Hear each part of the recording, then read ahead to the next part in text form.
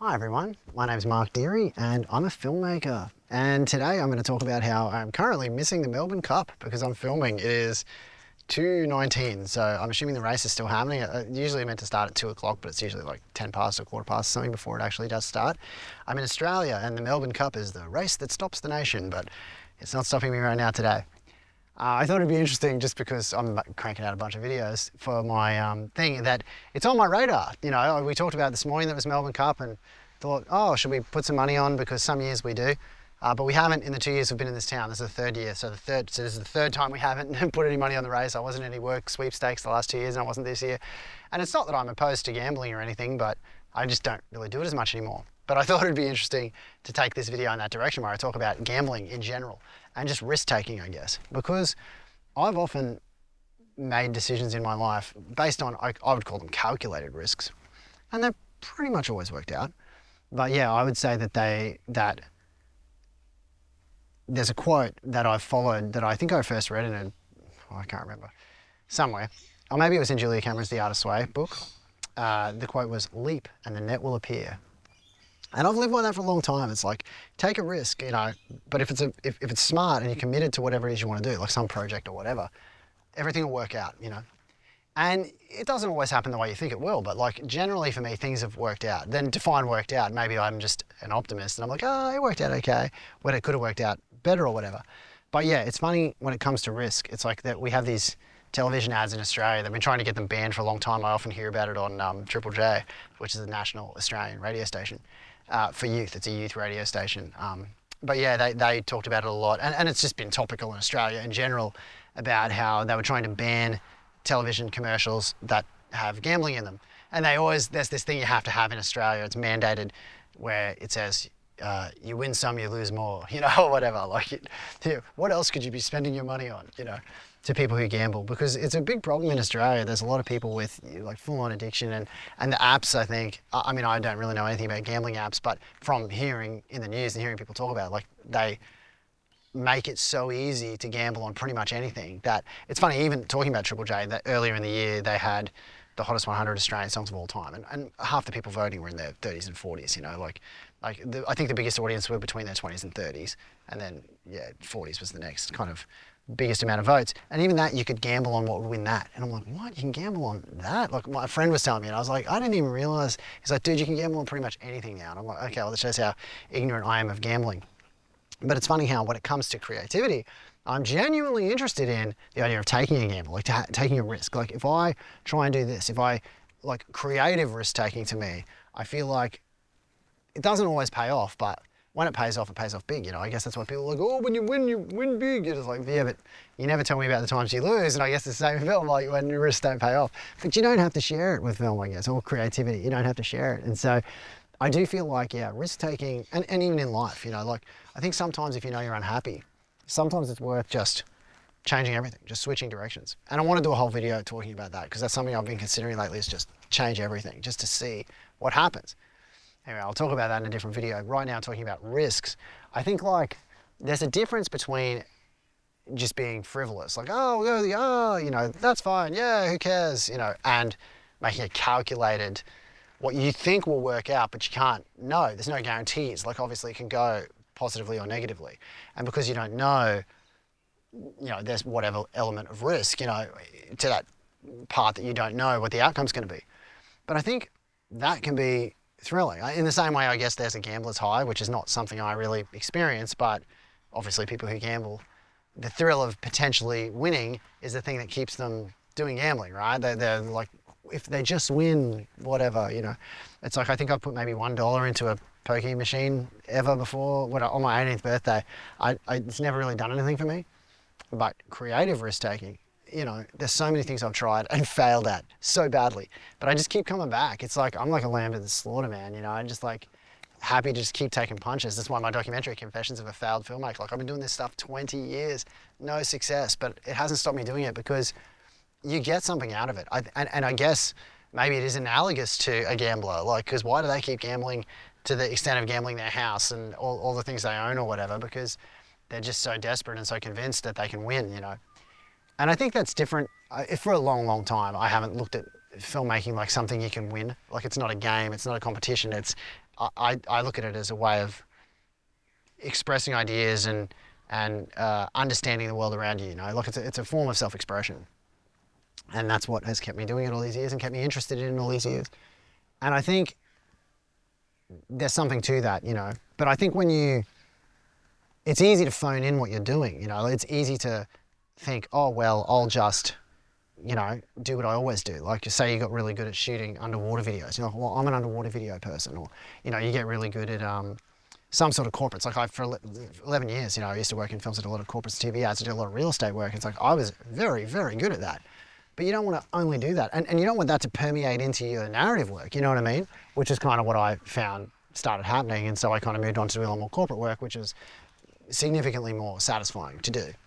So yeah, it's interesting, but yeah, I don't know. I feel like gambling, I mean, I'm not ambivalent, I guess, but I'm certainly not opposed to it or for it. I think, you know, it's okay. It's like anything. It's like alcohol and drugs. It's like, you know, everybody has their own attitude towards it, and I won't presume to tell anybody because I'm too inexperienced with it. You know, I've never really gotten that hardcore into gambling. I've done it that much, so, but it's not because I'm like anti-gambling. Like I think some people need that fun in their life. Like someone was talking about how buying lotto tickets is a total waste of money. And it's like, it might be. I think it's like crazy odds. Like I have more chance of being eaten by a crocodile sitting here right now than I do of, you know, winning lottery if I bought a ticket. I don't really buy lottery tickets that often, maybe one a year. And same thing as lightning. I think more people get struck by lightning than win lottery. But I'm like, but every week the numbers come out and someone wins. And I think, to be honest, that hope that you might be spending, I don't know, 10, 20, I don't know how much a lottery ticket costs, but whatever a lottery ticket costs, you know, you might be spending that each week and maybe you don't even have the money for it. But the hope that you can be brought out of your current situation, I think is what keeps a lot of people doing it. And I'm assuming that that's the same thing with gambling. Like the hope, I mean, I know a lot of people with gambling think, no, I know this horse is going to win because it's raining and it's blah, blah. You know, they're doing research to make it more calculated of a risk. But, and maybe it has lower odds or whatever. But yeah, you know, it's called gambling because it's a gamble, right? And so, yeah, so I think with filmmaking, it's like, I don't really see it as a gamble. I think anything you do towards creativity is a gift. It's not a gamble. It's like you're giving to the universe and you'll take things back by making things. You know, you'll be rewarded in whatever way. And I'm not saying financially rewarded or success in society's eyes. You know, you might not get validation for making that creative thing.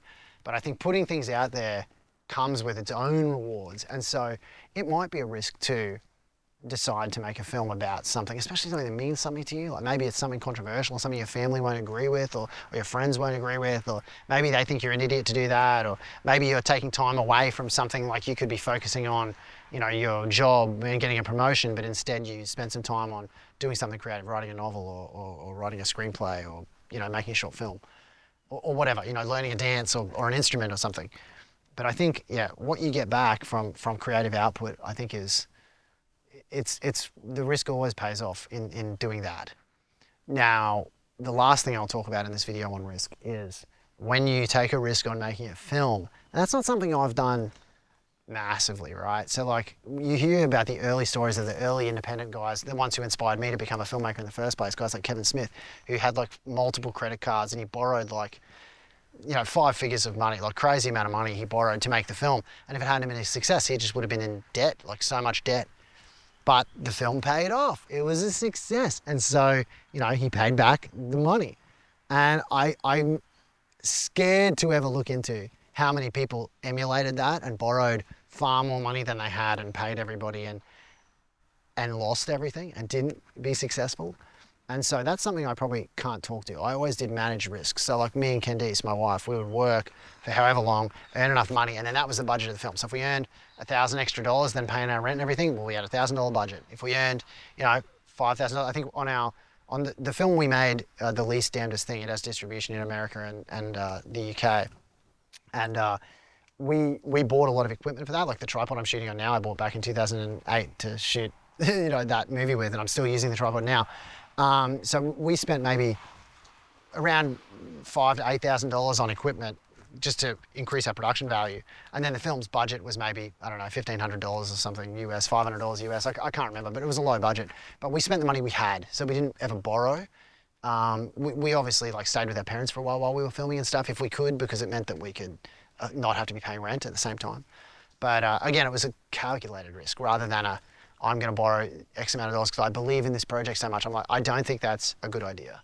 So maybe I am, is risk averse the word, you know, like maybe I don't like risk, but I feel like I've been taking risks my whole life. We've done a lot of things unconventionally. Candice and I, look at me touching my ear. I wonder if that's body language or if I'm just got an itchy ear from all the mosquitoes and flies around me. But we've made a lot of calculated risks, and people look at us like, why did you do that? Like for years, Candice stayed home with our kids rather than us both working, so we had a lot less money then. Things like that, I consider that a risk. Like if she'd been working, we would have had double the money like everybody else, all of our friends, and we would have had other opportunities, but our kids wouldn't have had a parent home with them all the time, you know? So things like that, all along the years, like we'd have a job, then quit and make a movie for 6 months. We could have just kept being in jobs and had more money and bought a fancier house and everything, but we decided creativity was our priority. So I've definitely taken risks, just not what I would consider crazy risks, you know, like it's always been calculated. And I've always, when we do these things, like I said, leap and the net will appear, and it always has. And maybe if I'd borrowed, you know, $50,000 on credit cards, it would have paid off because we would have been so desperate and needed it to pay off. But I have never gone there. Anyway, that's my video about risk, and I missed the Melbourne Cup. I don't know who won, and everyone will be talking about that for the next couple of days, I'm sure, but it doesn't really mean that much to me. It stops the nation, quote unquote, but I think, yeah, there's probably more people these days who don't watch it. Not more, but I don't think as many people watch it as did when I was like a kid in the 90s and people weren't thinking about like the animal mistreatment and the gambling addictions and all that stuff's a lot more at the forefront now. People talk about that stuff, like that's what's making the headlines, not who will win, you know. But I don't know, maybe that's just only the news I hear, I'm not sure. All right, well, there was a video for the day. Thank you very much for watching. I've got a lot more of these videos to make. I'm doing 100 in 100 days, and this is about video 36. So 64 to go, and I'll see everyone in the next video. I'd love it if you'd subscribe. I'd love if you'd comment and give your opinion about taking risks as a creative or taking risks in gambling. I'm interested in hearing about that stuff too, because it's all fodder for creativity, right? Okay, thanks everyone. Great talking to you today, and I'll see you in the next video.